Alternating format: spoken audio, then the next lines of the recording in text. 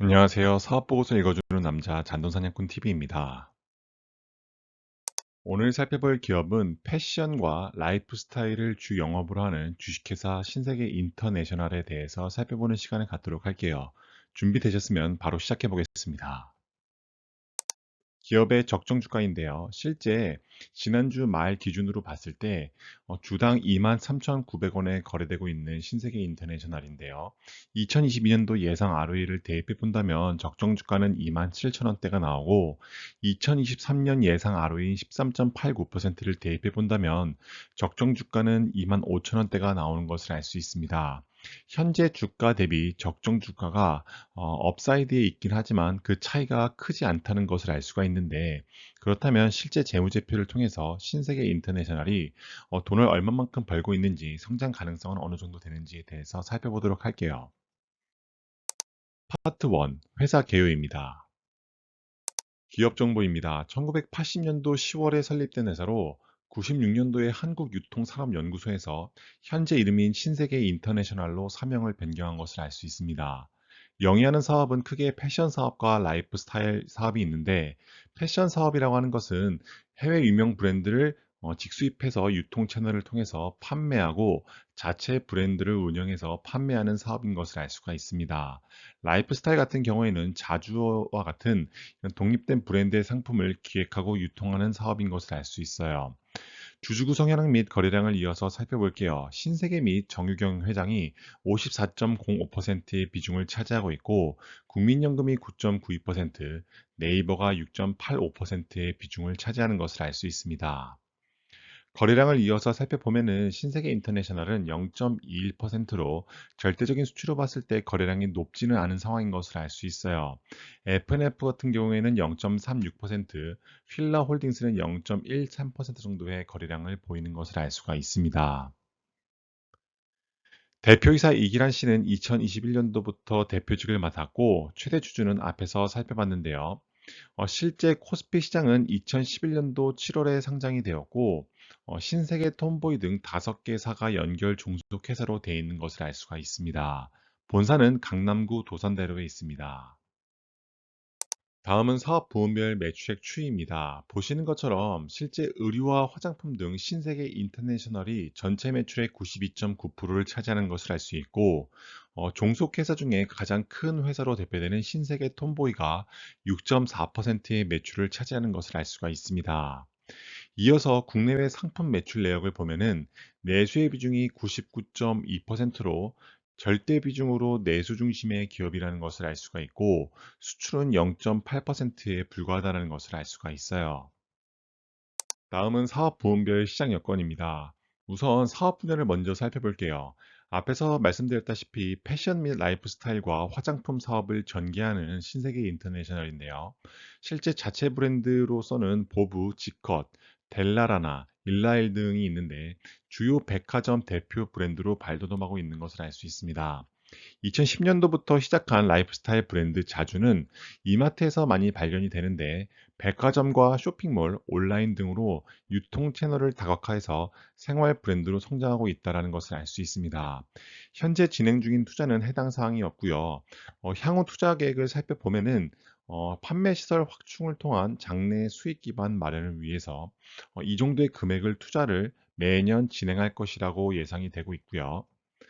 판매 경로를 이어서 살펴보면은 백화점이 전체 비중의 57.6%를, 그 다음에 대형마트가 20.8%, 다음이 기타가 16.6%고 면세가 5.0%의 비중을 차지하는 것을 알 수가 있습니다. 파트 2, 재무제표 분석입니다. 다음은 자산 부채 자본의 연도별 증감률인데요. 우선 꺾은 선 그래프로 대표되는 자산을 먼저 살펴볼게요. 2017년도에 9,500억 원으로 시작했던 자산이 2022년도에는 1조 2천억 원대가 되는 것을 알 수가 있는데, 각 항목별로 증감률을 먼저 살펴보면은 자본금은 0.1%씩 성장할 때 자본은 10%씩 성장한 것을 알 수 있습니다. 다시 말해서 증자를 거의 하지 않은 상태에서 자본은 10%씩 성장을 했기 때문에 계속해서 이익잉여금이 쌓여갔다라는 것을 예상해 볼 수 있고요. 부채는 특이하게도 0%대의 성장률을 보인 것을 알 수 있어요.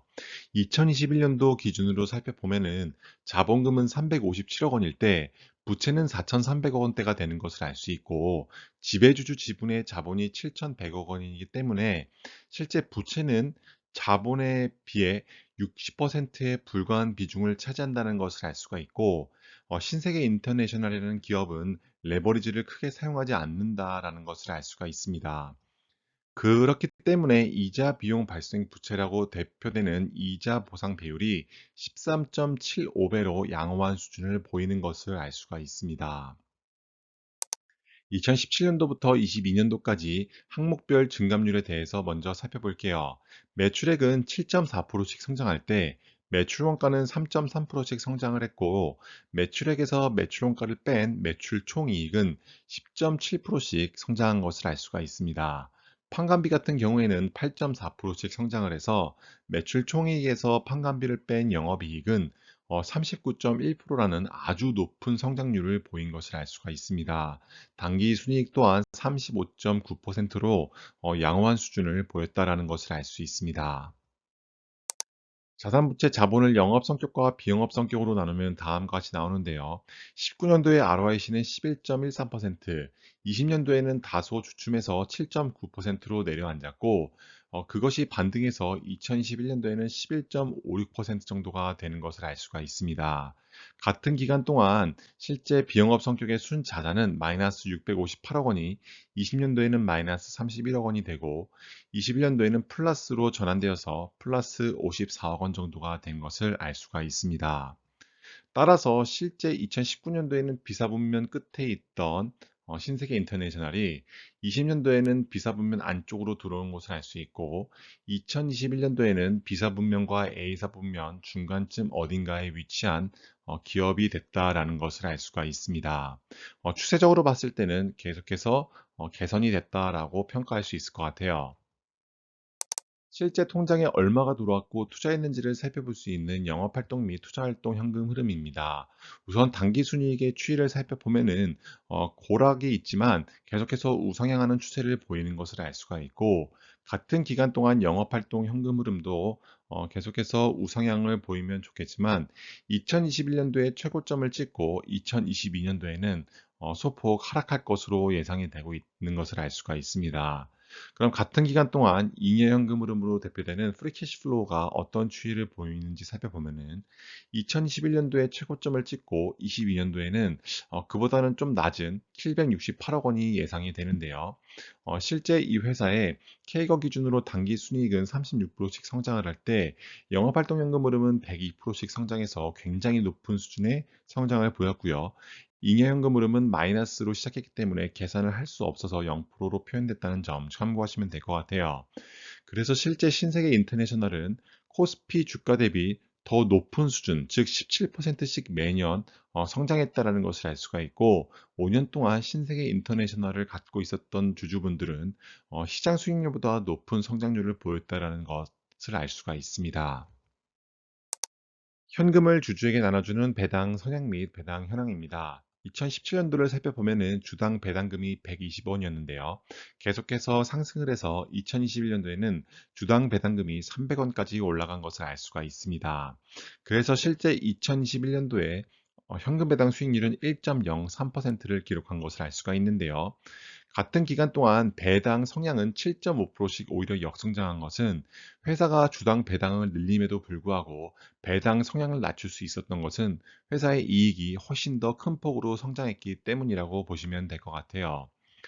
국고채 3년 기준으로 4.11%인 점을 참고해 본다면 배당주로 갖고 가기에는 조금 부담이 있지만 배당 성장주로 봤을 때는 양호한 수준을 보이는 것을 알 수가 있습니다.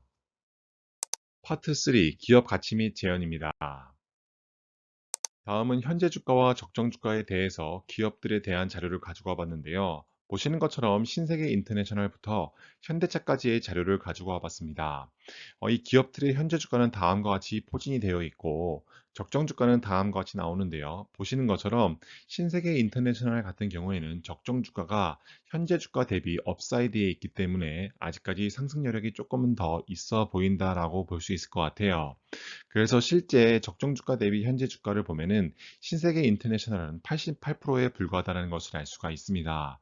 하지만 FNF와 같은 경우에는 반대로 이 회사의 현재 주가가 적정 주가보다 높기 때문에 이 회사는 신세계 인터내셔널과는 조금 반대의 상황에 처해 있다라고 보시면 될 것 같아요. 오늘의 한 줄입니다. 수익성 측면에서는 양호한 수준을 보이고 있는 신세계 인터내셔널인데요. 기업의 경우 내수 중심의 기업이기 때문에 기업의 성장을 얼마나 더 많이 할 수 있을지에 대해서는 물음표가 생기는 상황이라고 볼 수 있을 것 같아요. 하지만 저평가 측면에서 봤을 때에는 회사가 2022년도 기준으로 봤을 때 아직까지 업사이드가 열려 있는 상황이지만 2023년도에는 그보다는 성장세가 꺾일 것으로 예상이 되어서 저평가 측면에서 봤을 때는 보통 수준이라고 보시면 도움이 될 것 같아요. 그럼에도 불구하고 배당 성장성은 굉장히 양호했다라는 것을 앞에서 살펴봤는데요. 최근 5년 동안 주당 배당금이 꾸준히 상승했다라는 점, 그 상승하는 기간 동안 배당 성향은 오히려 낮아져서 그렇다라는 것은 회사의 이익이 더 큰 폭으로 성장해 왔다라는 점을 함께 살펴봤습니다. 재무 건전성에서 봤을 때에는 회사의 비영업 성격의 순자산은 갓 플러스가 된 점은 조금 아쉬운 점이고요. 이자 보상 배율은 13점 몇 배로 양호한 수준을 보이고 있기 때문에 재무 건전성은 별 3개가 적당할 것으로 보입니다. 지금까지 신세계 인터내셔널 분석 영상 봐주셔서 감사드리고 해당 영상이 도움이 되셨다면 구독과 좋아요 그리고 댓글 부탁드릴게요. 감사합니다.